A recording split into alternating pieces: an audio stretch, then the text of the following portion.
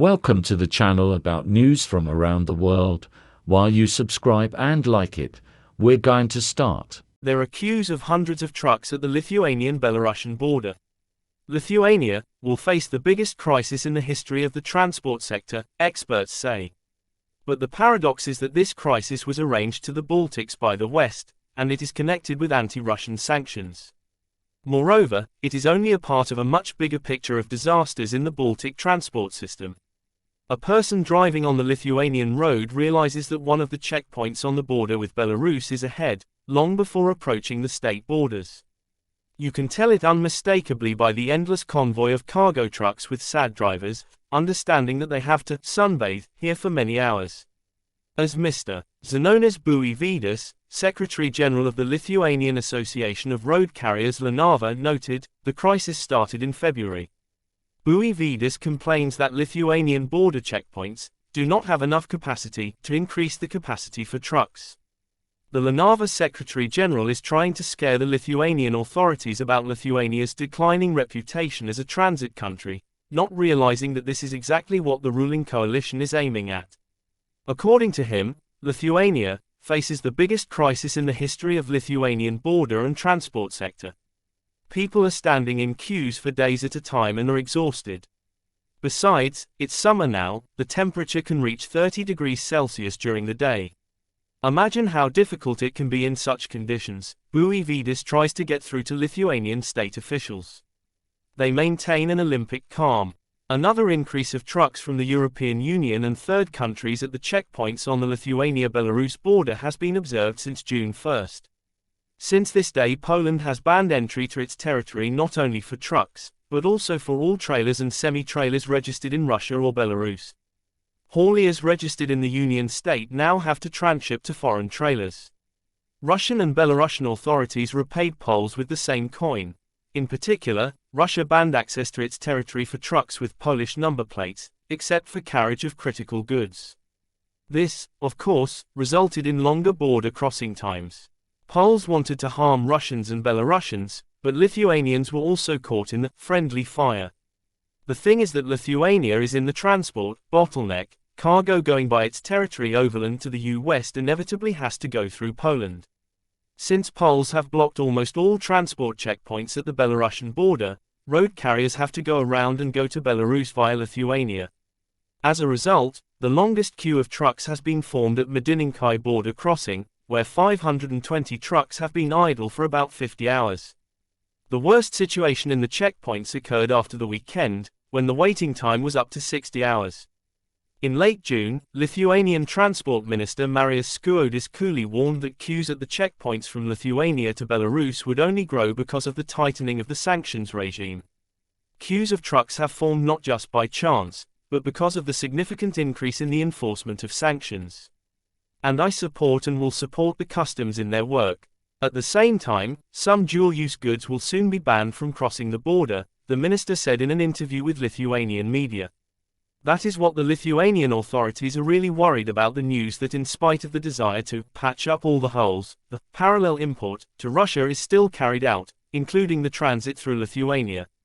The Lithuanian authorities are always thinking of how to introduce more and more filters to fight against such imports, and the troubles of road carriers are a mere matter of triviality for them. In general, the volumes of transit through Lithuania are steadily decreasing. The other day, the Klaipėda port authorities informed about the continuously decreasing volumes of cargo transportations this year. However, they tried to wrap the bitter pill in a sweet wrapper.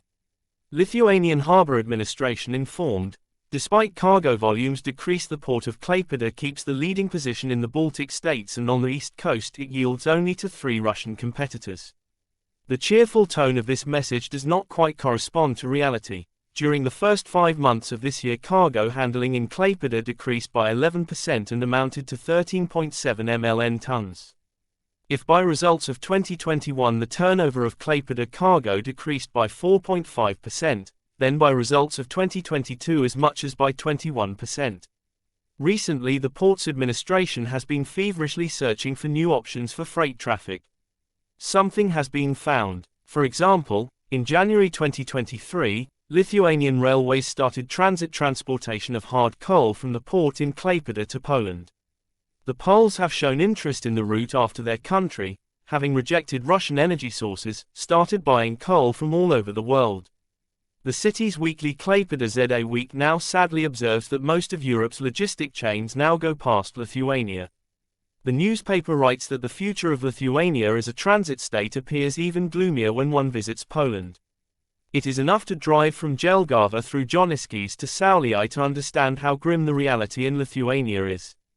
Even the Lithuanian Autobahn Vilnius-Kaunas Klaipėda is much worse by quality, in many places bumps and potholes, than many Polish roads, and considerably inferior to most Latvian roads, notes Klaipėda ZA Week. The paper cites the opinion of Latvian MEP Andris Ameriks. He used to be the head of the Riga Port Authority. Now he is the deputy chairman of the European Parliament Committee on Transport and Tourism. According to Ameriks, because of the fighting in Ukraine, transport routes are being radically reshaped. The US and the EU are spending a lot of money and effort to remove Russia from Europe's transit routes. Efforts are being made to create alternative transport corridors that bypass Russia, Ameriks notes. He adds that in particular Americans and West Europeans are interested in creating new routes to Central Asia, Uzbekistan, Tajikistan, Turkmenistan and Kazakhstan.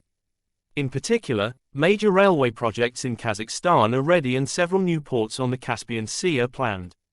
Ameriks says EU structures are currently analyzing a project for an international transport corridor through Ukraine and the construction of a European railway line in the country. However, neither Latvia nor Lithuania are mentioned in the new transport transit schemes being developed by the EU.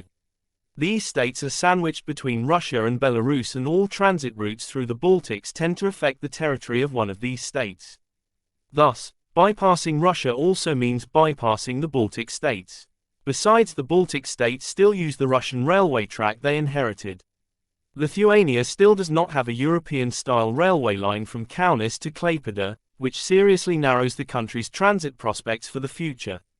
It is true that the Baltic states are currently undertaking an odious long construction project, of the Rail Baltica, a European-style railway line to be commissioned in 2030. However, this is more of a political than an economic project. It is unlikely that there will be much cargo to transport from Poland to Lithuania, Latvia and Estonia and back.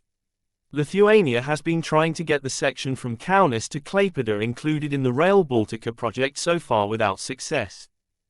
Thank you for watching. If you're interested, subscribe and leave a comment.